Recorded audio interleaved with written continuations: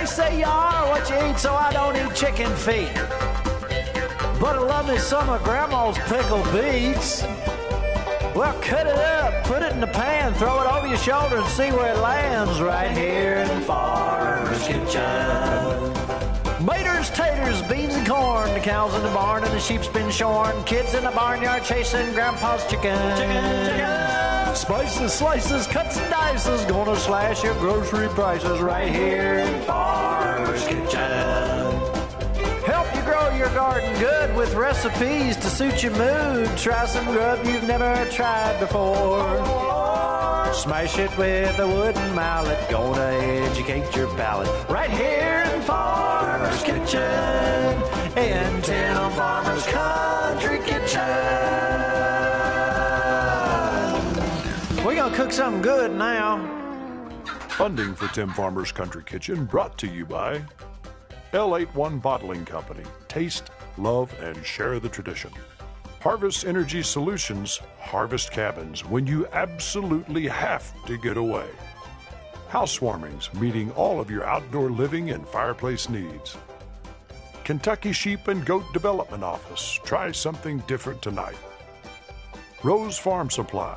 Family farming and commitment to our customers since 1982. Salt Rocks, the flavor of life.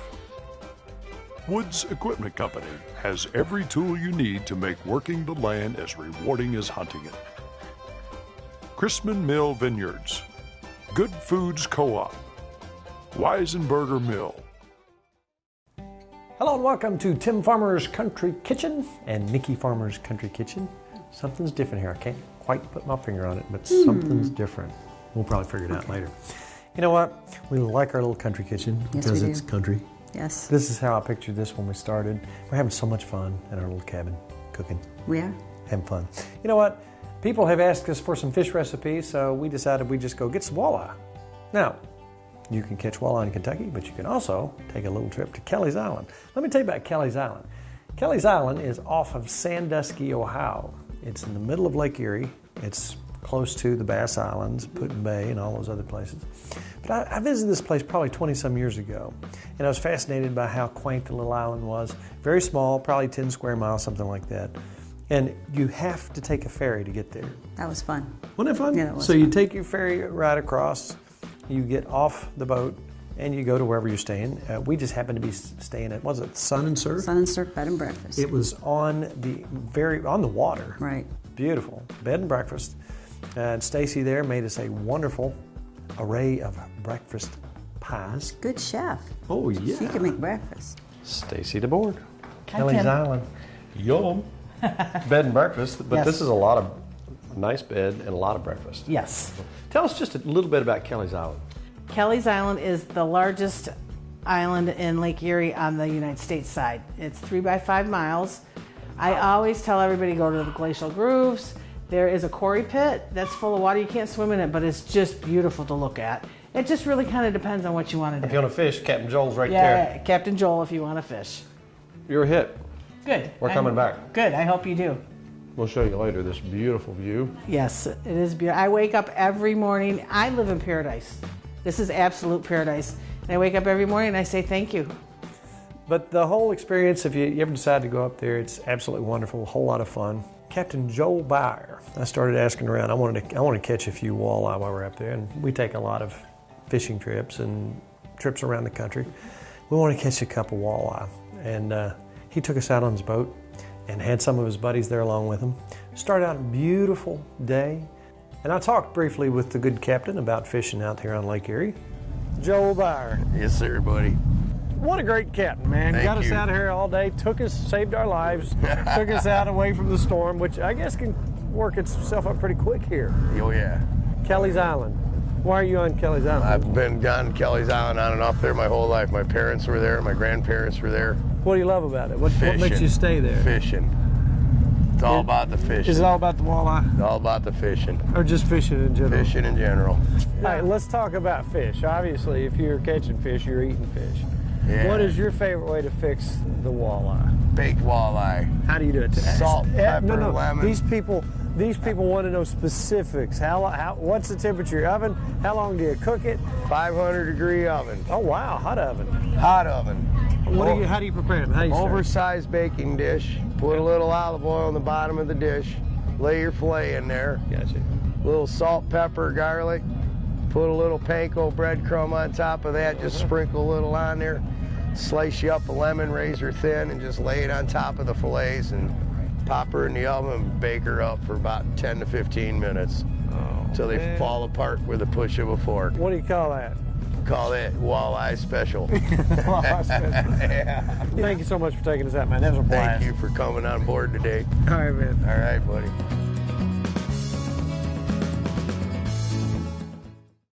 So we came back, walleye in hand. Now, in our travels over the years, you and I ate at a place in Jackson, Michigan called Common Grill. Common Grill. They had a pecan-encrusted walleye there that was absolutely wonderful.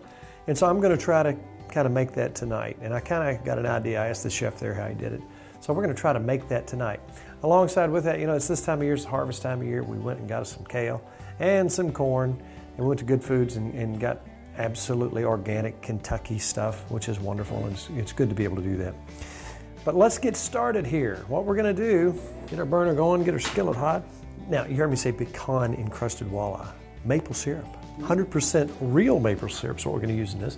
All right, now, if you will, Nikki, would you go ahead and whip me up a couple eggs over there? And while you do that, I'm going to, I took some flour, put a little salt and pepper in it. I'm going to set this here, lightly dredged. Again, just lightly turning that. I don't need to get it too packed up there with flour. I don't want a whole lot of flour. Now look at that. Beautiful, beautiful stuff. All right, we're going to take our pecans, dump them out in here. I think that was 2 cups. And we're going to take our maple syrup to make our crust with.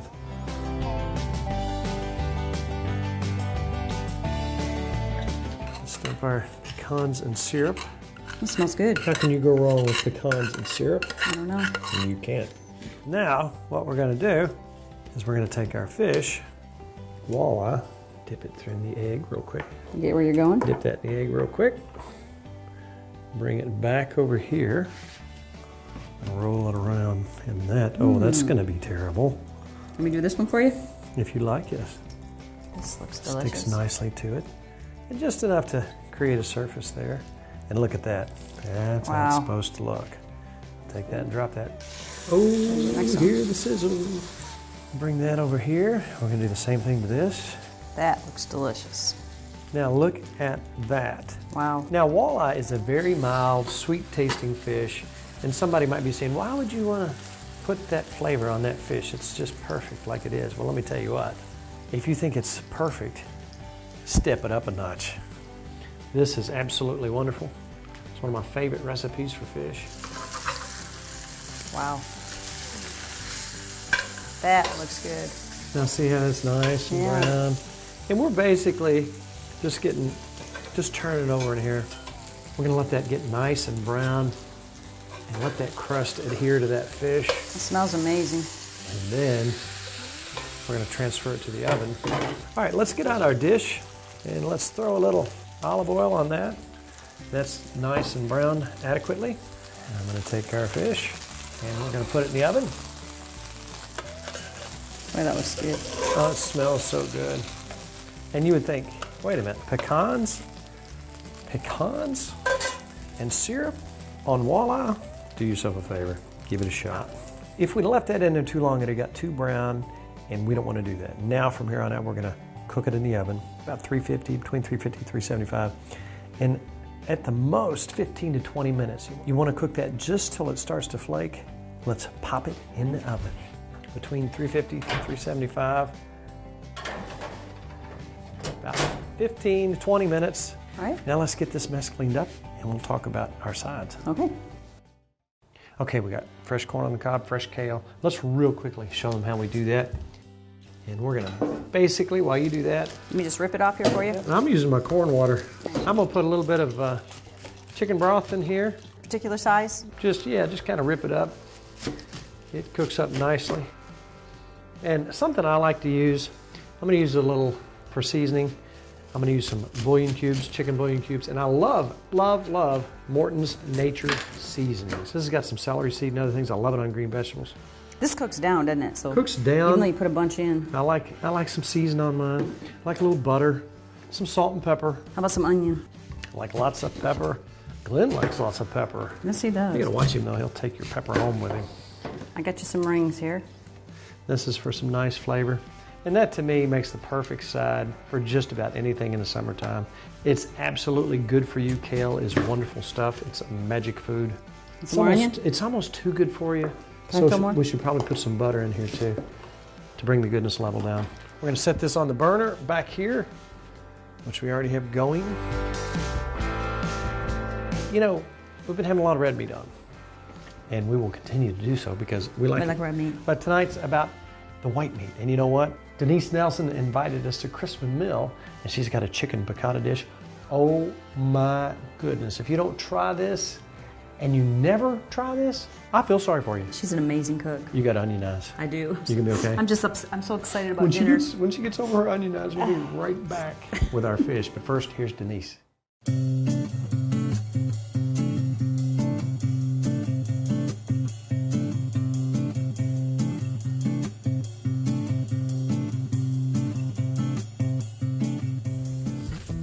Look where we are. Chrisman Mill Vineyard. Look how beautiful. What a night. We're with Denise again. Yes, hello. Thank you. You know what? And I have heard stories about your chicken piccata. Uh-oh. Is it true? I hope so. You know what? This is a fairly simple recipe. It's It not is. that complex, but when you make it with Kentucky wine, with Absolutely. Kentucky grapes, Absolutely. which are laying right here, beautiful, it makes it that much better, does it not? It does. Tell us about how we start this thing. Well, it's a very easy, again, recipe. We want to start, of course, with our chicken breasts. And actually slice it pretty much in half. And honestly, you could really buy 2 chicken breasts and feed about 4 people. You would be surprised. So what we're going to do next is we're actually going to pound this out because we want an equal thickness to it so it'll cook equally. You're going to want me to beat the fire of this, aren't you? Totally. I can do that. I just pound the fire out of the chicken. We're gonna pound it so it's kind of equal on all portions. Tell me You when. never know. That's actually good. We are there? good now. Absolutely. We're gonna do really light breading. We're not doing the 3-step process. And my recipe actually calls for about a cup of flour, and this is actually on our website and hopefully on yours one of these days. There you go. So this is just your everyday all-purpose flour. Okay. Then I've got a little bit of oregano and basil already combined. I like to use a little bit of pepper, a little bit of salt. All we've done is a light dusting of our chicken. I'm coming out of the shades. It's getting dark. Yeah, it is. And what we're going to do next is we're actually going to pan saute. Got our Don't you love flame these little going. guys? I know. All right, so we're going to do a little bit of olive oil. Okay. Cook a lot with our olive oil. Okay, so we're going to do a quick fire on these. And again, I've just got 1 chicken breast, so we're going to have a lot of meat here. I'm hungry. I hope you are. I'm starving. now, more than one person's told me that you make a really mean chicken piccata. Oh, I hope so. We're going to find out, right? I've heard good things. Okay, so meanwhile, we are pan sauteing this. And just a light, and really you can do this with anything. You could do this with pork. You could do it. Veal? Absolutely. Now what this flour is going to do too for us in the future, when we go to make our sauce, it's actually going to work as a nice thickener. So you're saying a little bit of flour on here will help your reduction later? Exactly. So it's going to really make. Kind of wait until that's done, and then what we're going to do is we're going to just pull that off the side. So what I like to do now is actually we're going to deglaze, and then we're going to come back and we're going to do our shell. Now what I like to do is about equal portions of our wine, the Vidal Blanc. The Vidal Blanc is a really, really nice, soft, semi-sweet wine, but when you cook down a dry wine versus a semi-sweet wine, definitely different flavors. The dry wine, it'll actually kind of get tart on you, whereas if it has a little bit of residual sweetness to it, it'll actually retain that a little bit, and it won't turn so tart. Is it chicken stock? That is just chicken stock. So I like to use about equal portions of the wine to the chicken stock. And all you would be doing now is really cooking it down until it's about half the volume. Right. But meanwhile. Cheers. Cheers. Okay, so right now we're gonna just go ahead and pour this off because we've reduced it by about half. A little bit more olive oil again. And we're going to go ahead and saute Do a our little onions and saute. garlic. Yum. Yeah. We got onions. Now you can, We you can have use them. shallots if you have them, Yeah. like you say. I like the onions. Everybody's got an onion in their house, so it makes it a little bit easier. Shallots are a little softer in flavor, too. And I'm definitely cooking Italian dishes. It's the shallot. I love the shallots. Okay, so now what we're going to do is we're going to add back our sauce now that we've browned that. This is starting to smell really good, Denise. So we've got our fresh lemon. Now, fresh lemon can tarten it up. It really depends on you. Chicken broth, again, can be very salty, and it can really compound it when you intensify it and reduce it. But the opposite of salt is really sugar. So if you wanted to neutralize and bring it back, I always have a little bit of sugar on the side, and you just add a little bit at a time until you get Just the get taste where where you you want want it. Exactly. So let's try to taste it, see where we're at. Got a nice flavor. That doesn't hurt my feelings at all. Yeah, it doesn't need as much sugar on this one. I was like, okay. Ooh, that's still zinging. Yeah. It's still got a nice thing to it. Oh, that's nice. So at this point, all we're going to do is kind of thicken this up with some butter. Okay.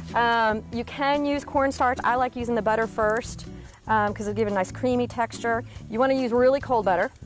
And traditionally, the butter will just kind of really thicken up the sauce for you. And then you would add capers. And again, it's kind of a preference. Capers are kind of salty, but they kind of add a fun little green texture to it. And then all I do is add back the chicken, and then it could keep warming up. And sometimes I even let it sit in there for like an hour or two because it'll just become more and more moist as it sits there. And so just let that simmer. Yeah, and you just let it simmer. Here's what people don't realize. Cooking with wine adds so much of the tart and the sweet and all those subtle flavors that just really make things pop. It really does. You're going to start eating out a lot less when you start experimenting and cooking yourself and using these little subtle ingredients. Don't be afraid to try something new. Recipe, of course, has some little angel hair pasta. You do realize I'm starving, right? Okay. I hope so. And then we'll do our chicken. Man, look how that's thickened up and gotten all. Yeah, it's amazing what butter does. Oh, So I like to put a little Parmesan. absolutely. And then, of course, our little parsley for some greenery. Beautiful. And a little lemon wedge. That's pretty. And voila. You know what? I've got true, a tough job. No, that's My true. mouth is watering as I'm slobbering all over you. Oh, look at you. I'm going to just dig right in You here. do. Because Go I've been for it. looking at this way It too is. long. That's it. And it's one that you can keep warming up too. It's kind of neat. that It smell. doesn't change really. Easy peasy. That makes me really happy.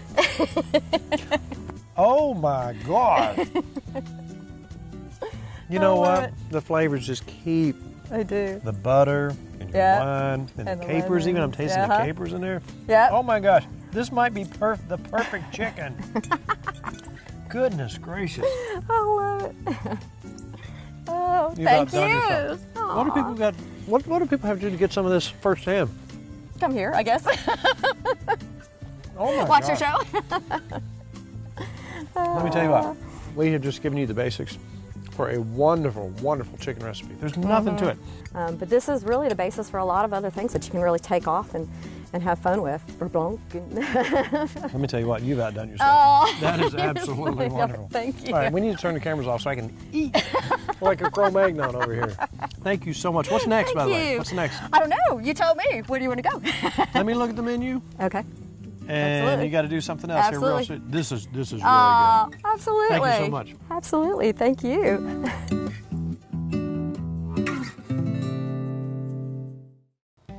Now this may sound moronic, but while I'm cooking, I like music. I do too. What kind of music do you like? The Morons are my favorite. The Morons are our favorite. I'm Lardo, And I'm Burley, and we're the Moron Brothers.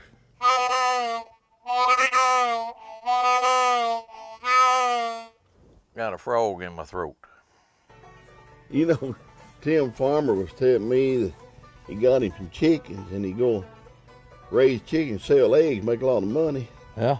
And, well, he read in the magazine, farm magazine, where if you feed them silkworms, they'd lay better. Yeah. So I seen him there, and so it's been about 6 months, and I seen him the other day. I said, Tim, how's your chicken done? He said, I've been feeding them silkworms. I said, well, how they done? He said, well, they're laying good, but all the eggs got pantyhose in them. Do the Rooster Song. All right, then. Had a hen, wouldn't lay no eggs. Had a hen, wouldn't lay no eggs. Then the rooster came on the farm, met the hen down by the farm. She laying eggs now, we got eggs now. Said the rooster came on the farm. She laying eggs now, we got eggs now. Said the rooster came on the farm. Had a dog, didn't have no puss. Had a dog, didn't have no puss. Then the rooster came on the farm, caught the dog down by the barn. She's having bird dogs, we got bird dogs. Said the rooster came on the farm. She's having bird dogs, we got bird dogs. Said the rooster came on the farm.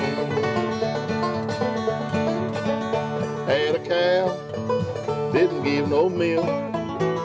Had a cow, didn't give no milk. Then the rooster came on the farm, caught the cow down by the barn.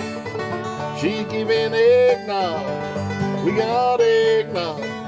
Said the rooster came on the farm. She's giving eggnog, we got eggnog. Said the rooster came on the farm. Had an aunt, didn't have no kids. Had an aunt, didn't have no kids. Then the rooster came on the farm, caught her aunt out behind the barn. Ran fried rooster, ran fried rooster. Said the rooster came on the farm. Ran fried rooster, ran fried rooster. Said the rooster came on the farm.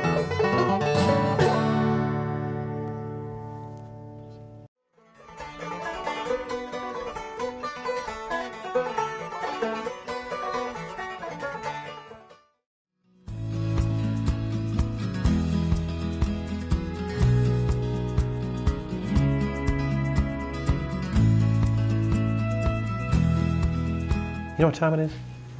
What time is it? It's time to tell people about our Facebook page.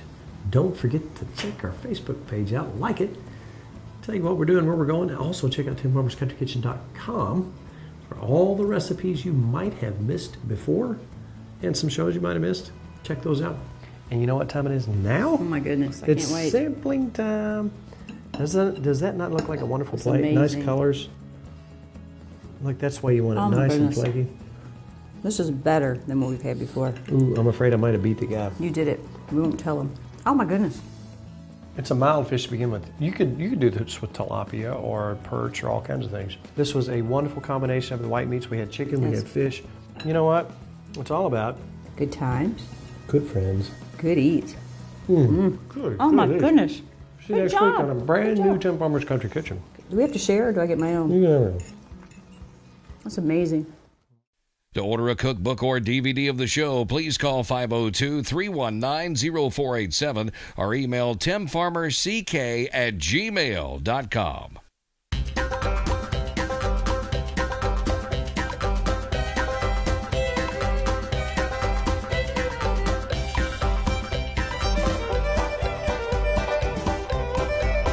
Kencove Farm Fence Supplies, Polecat Custom Smokers, Tater Knob Pottery and Farm, and Tim Farmer Productions.